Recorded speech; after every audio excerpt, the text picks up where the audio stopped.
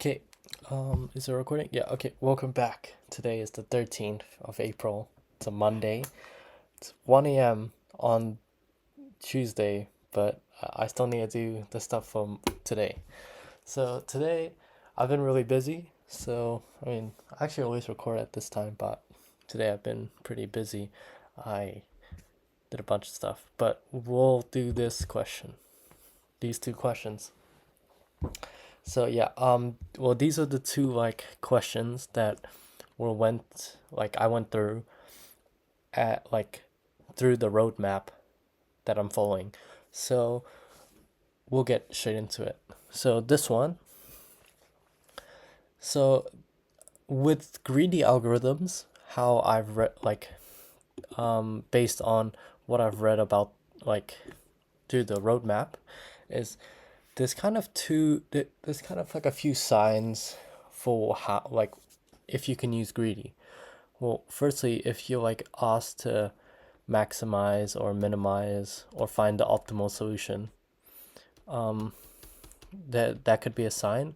But the big sign is that um, this idea of picking the best um, move at your current position, right? So let's say we're going through this array of some sort, and we're at this index. We want to pick the best move at here. So like, you know how in DP you think about it like, oh, if we had this entire array, could we break it into subproblems such as this, or this, or this? And greedy is similar in that sense, but we look at instead of the different subproblems, we kind of treat this position like like the difference between the entire array versus this array is that it's really nothing. It's just like the length, right? So like, how do I explain this? Like how they explained it.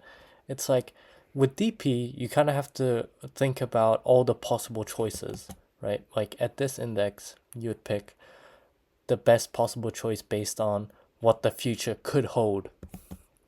But with greedy, you kind of say, oh, we don't really care what the future will hold.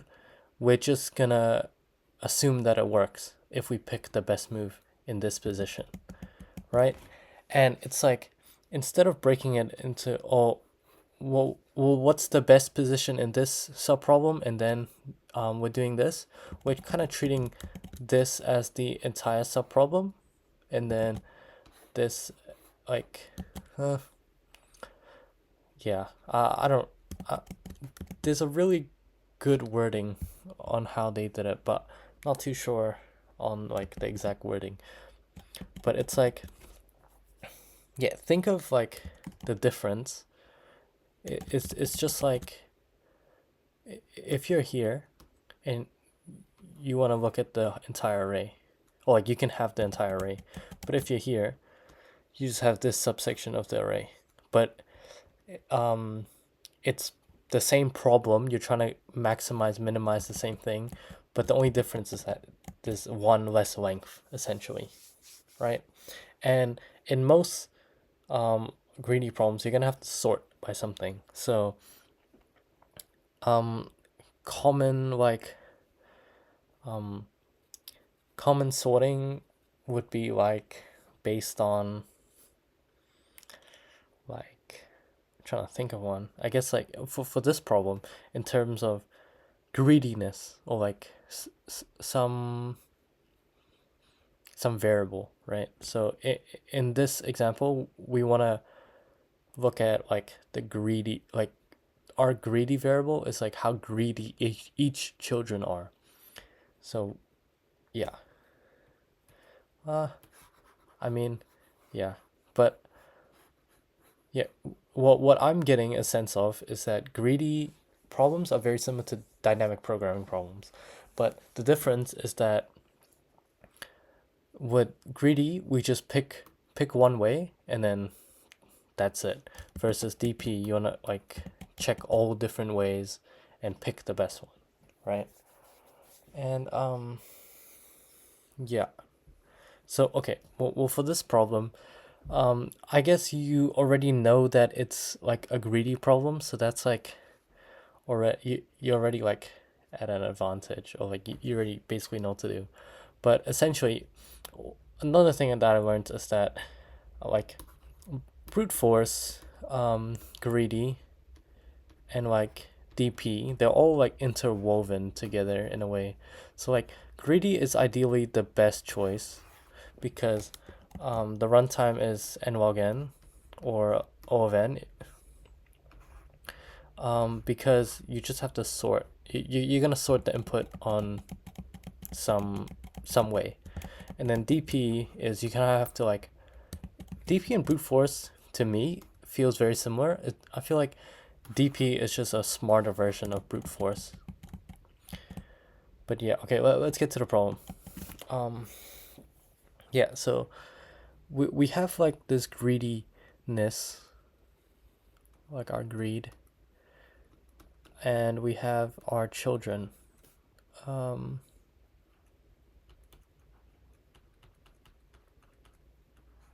Wait, so assuming you are an awesome parent and want to give each child I has a greed factor of blank, each cookie is size, yeah, okay. So this is the size of the cookie, size of our two cookies, and that's the greed factor, right? So another idea of like, um, that I read about like being greedy is that, um, let's say our greed level was 2 and we have cookies 4 and 2, right? In both cases, they both satisfy the greed of 2, right? But if we're determining which one we should choose, like picking it greedily, we would pick 2 because there can be like some child along the way such that the child has a greed factor more than 2. And in that case, if we used 4 on this cookie when we could have used 2 and we would have satisfied the same child, that means when there's um another an upcoming child that has a greed factor of say 3, we're unable to satisfy this child. So like if we use 4 on like this 2, which is unnecessary, then that leads to a wrong solution because we can give it to this child, right? So what I'm proposing is based on that, we want to like sort this greedy array in reverse order. Oh, I mean, I guess you don't have to really like sort it in reverse order. You can sort it in ascending order. In this case, it will be that 1 2 3. It'll stay 1 2 3. And s of 1 1. Yeah, and you have 2 pointers starting here and starting here. Okay, in the case that this cookie satisfies our greed factor, that means we just shift both pointers forward. And in the case that we don't satisfy this guy, we'll try to find a bigger cookie. And since the list is sorted, we have to move right. Right? And then we'll obviously, well, if this cookie doesn't satisfy this child, it won't satisfy this child. This child is greater than this child in terms of greediness, right? So that's kind of the whole algorithm I wrote. So let's see.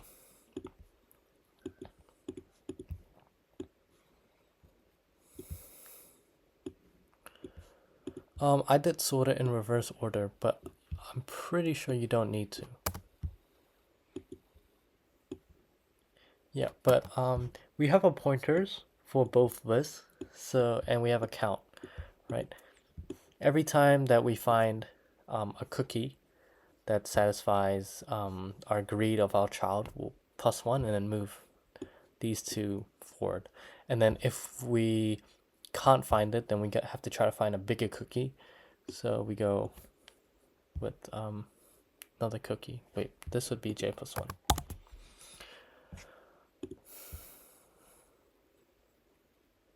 Yeah, okay. And yeah, I mean, that's it. And then once it becomes out of bounds, one of the, like, the pointer at G or S comes out of bound, then obviously there's no more solutions, you return the count. And boom. I think I got unlucky there. It's definitely, I definitely got a better score like a few minutes ago. Or maybe the reverse, well, why would the reverse one make it better? Let's see. Yeah, this one was much better. So am I just getting unlucky, or is going in reverse somehow better? Wow. Wow, wow, wow.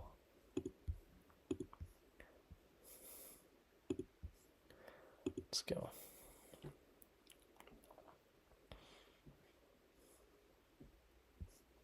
I have no idea. I'm so tired. Okay, that's good. Next problem. Okay, so I'll let you have a read of that. But essentially, yeah, this builds on another concept with greedy like problems. So I mean, okay. Okay, I mean, this just boils down to the case of 20s, when we have to give change for 20s, because if the person gives us a dollar bill of 5, we don't have to give them change because the lemonade costs $5. If we give them, if they give us 10, that means we have to give change of 5, right? But the real like big burrito of this algorithm is when they give a 20, right? Because we kind of have two choices, right? So we obviously need to give a change of 15, right? But there's two ways to make 15. We can either give 110 and 1 5, or we can give them 3 5s, right? So I guess looking at this, you can kind of see that one choice is obviously better, right?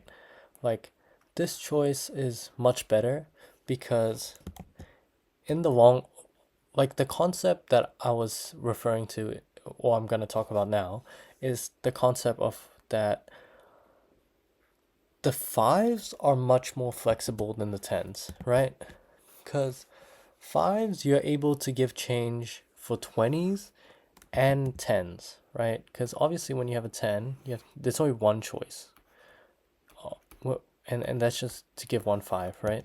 So for us to be greedy, like our resource of 10 is kind of useless in a way, because 10s can only be used to give change for 15s, but 5s can be used to give change for 20s and 10s.